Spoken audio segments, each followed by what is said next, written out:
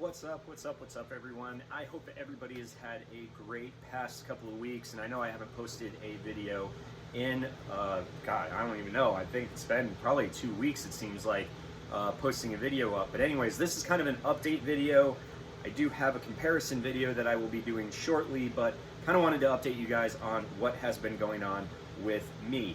And over the past 2 weeks, now last weekend, I entered myself in my very first live event. So in person, running, it was only a 5K, but I entered myself in a 5K event. And I kind of wanted to update you guys on what my experience was with the 5K, especially since we're talking about an event that's being held in the time of the pandemic. And we'll just kind of go into that right now. And so I do have to say that my experience was really, really positive. It was, I'll put it this way, it was a really warm morning. Like today is absolutely gorgeous. It's almost like I wish they would have held it 1 week later. But it was a really warm morning. It was very, very humid out, but I was prepared. I was mentally prepared. I probably could have slept a little bit better, I'm not gonna lie. But overall, I thought the event went really well. Now, I did want to kind of lead into that. Like the week prior, I did take a lot of time to do a lot of recovery runs and then use those recovery runs to also figure out which shoes I wanted to wear, which shoes I wanted to bring with me to the event. Knowing that it's a 5K, knowing that a lot of my training has been half marathon training, so a lot of endurance training, a lot of trying to make it so that I can run longer, not necessarily faster for short distances. So a 5K is like, it's something that I do pretty much on a daily basis. Just about every run, if you follow me on Strava or on Runkeeper or on Nike Run Club, I pretty much run 5Ks every day, at least a 5K every day. So a 5K really I knew was going to be like, it really wasn't going to be that much of a challenge for me, but I wanted to gain the experience of what it's like to be in an event. Because in the 2-3 years that I've been running, really focusing on running, I haven't really had the ability to, it's the best way to describe it, to go do an event. Like prior to the pandemic, I had never really thought about doing an event. I was really doing all of this running for personal gain. I was just trying to do it to just prove to myself that I can run, that I can do this physical activity, that I can live a better, healthier life, and kind of learn some things about running on the way. And it's really become a sport that I've really enjoyed and appreciated. And so it never really dawned on me prior to the pandemic starting to do one of those events. And then once the pandemic started and I saw all these runners out there saying, you know, well, this really stinks that this marathon or this half marathon or this event, which has been going on for years and years and years in their local cities or whatever, is no longer in existence. It kind of opened my mind to say, why haven't I done one of those? And so a part of like the half marathon training was to prepare myself to do a live event, half marathon. And unfortunately that particular part of it fell through.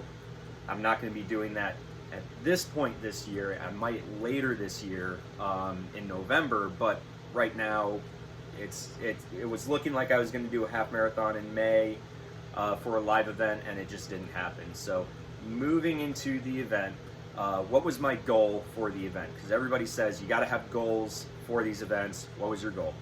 My goal was to just get the experience. That was my number one goal, was to just get the experience, take it in, feel what it's like to be in an event, feel what it's like to be around these other runners, and learn maybe from some of these other runners, maybe learn how to run in a group, how to have a pacer or be in a group where everybody exchanges as pacers for the event, how to maybe pull back at the beginning and, you know, push at the end, or vice versa, to try to, you know, and understand different course layouts, so on and so forth. Because running out here, it's I hate to say it, but same thing day in and day out.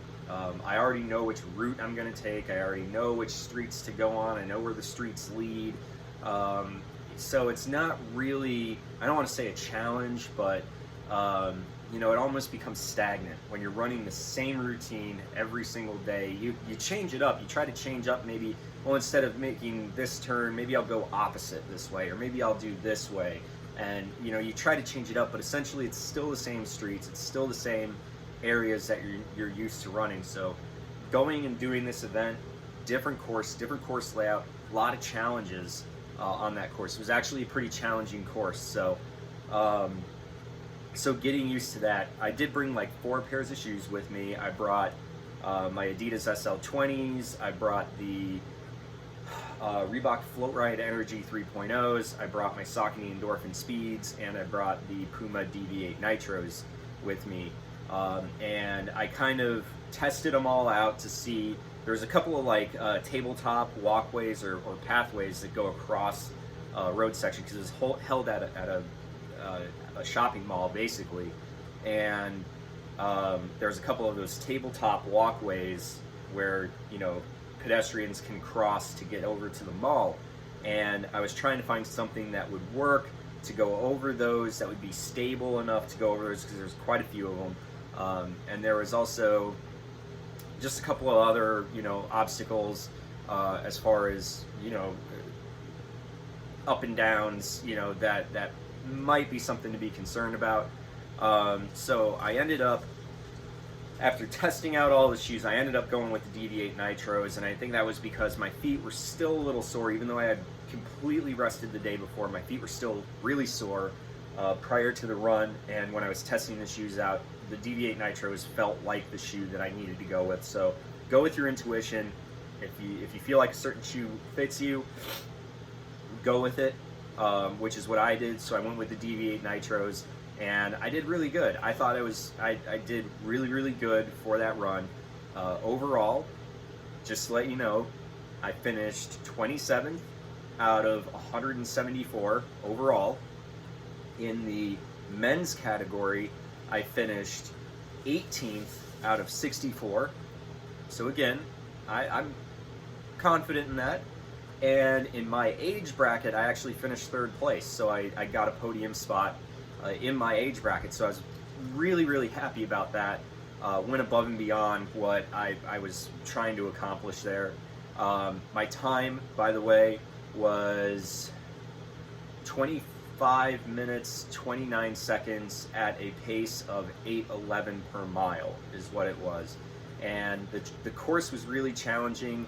I would have liked to have gone for a PR on that run, but it was really challenging. There was there was a couple of zigzag kind of turns where you were going up and down parking lot rows. So there were some tight turns that I've never really trained for. So that posed a bit of a challenge. And then there was a couple other, things that were a challenge. Of course, the heat and the humidity really did make a huge difference as far as my time was concerned. But to be able to do that in 8:11 average pace per mile was extremely good. And unfortunately, I didn't really get a chance to open up my stride the way that I wanted to because of a lot of the twists and turns. I really couldn't get the straightaways that I really wanted to, at least for a long enough distance to make up the time that I wanted to hit, which was, I wanted to be sub 8 minutes a mile to do that run. So fortunately, I didn't get to do it, but I'm happy with the results, and the experience was amazing. The energy level that you get at an event is phenomenal. That alone can help energize you for the run ahead. So I'll be honest, when I was done with it, I'm looking around, and there's a lot of people that are out of breath, just dying. It seemed like they were hot, they were sweating. I was too. I was profusely sweating, but I felt really good that, honestly, because of the energy level of the event, I felt like I could just keep going, which is fantastic. And I kind of have to give it to the shoes, but I also have to give it to the shoes, kind of give it to my training, because again, I've been training for a half marathon. So the shoes help conserve energy. the training that I have, I've trained myself for longer distances than just 3.1 miles, so I probably could have expended a little bit more energy on that run and gotten a little bit faster, but I was happy with the pace. I was using, you know, a group as a pacer, as a pace group, until that last little bit. So I'm just really happy with the run. Now, going into this week, pretty much got back on foot with my regular half marathon training, a couple of fartleks, a couple of interval training runs, 45-minute easy runs, so on and so forth. Did take a day off on Thursday, one because the weather was terrible. There was rain that came through, cold front came through, so I took the day off just to rest. Really needed that. It helped me a lot yesterday when I went for that fartlek run, and I was able to do today was to set a time for the Run Disney virtual 10K that I signed up for back in January, and or December or something like that. Anyways, so I went out today because the weather was just absolutely perfect. Humidity's low. It was nice and cool. It was in the 50s when I went out for the run. So, I mean, temperature, air, everything was just perfect. And I knew going into it that today was going to be the perfect day to do it. So I decided, let's go out there, let's set this 10K and see how I do. And so I went out and I used my Saucony Endorphin Speeds because I've been training a little bit more in those this week than I was in the past. I was saving those shoes, but I realized that I needed to break them in a little bit. I got them broken in. Today was a perfect run. Went out, did a 10K time on it, which is fantastic. I averaged 8 minutes a mile on my 10K, which is really, really good. I'm super happy about that. And my 10K total time, if you're going by the real version of it, which is 6.26, not just 6.2, but 6.26, I did 50 minutes and 4 seconds. Now, I would have liked to have been under that 50-minute that 50-minute section, but if you're basing it on an absolute metric of a 10K, it's 6.26 miles, and I did it in 50 minutes and 4 seconds. Wish I could have picked up the pace, but I did average 8 minutes a mile on the run in the Saucony Endorphin Speeds, and I felt great. In fact, my legs actually feel great right now. I could go for another run. So it's not going to do that. You have to rest, but that's how I feel about the run currently. So I set my time. I uploaded it for Run Disney for the virtual event. That's kind of where I set it. It's a new PR for me, new personal best. So my old best was a 52-minute something. So I was actually 2 minutes faster per mile than my previous record, or 2 minutes faster on the overall time than on my previous record. So I'm really, really happy about that for this particular virtual 10K for Run Disney. So, you know, hey, onward and upward, we're moving on. Soon you're going to see a video coming up that has to do with the comparison between the Deviate Nitro and the Saucony Endorphin Speeds. I appreciate you guys watching this video and the update on my training and what I've been doing over the past couple of weeks. And stay tuned for more videos coming up soon. And thanks again for watching this video. And as always, guys, enjoy the run.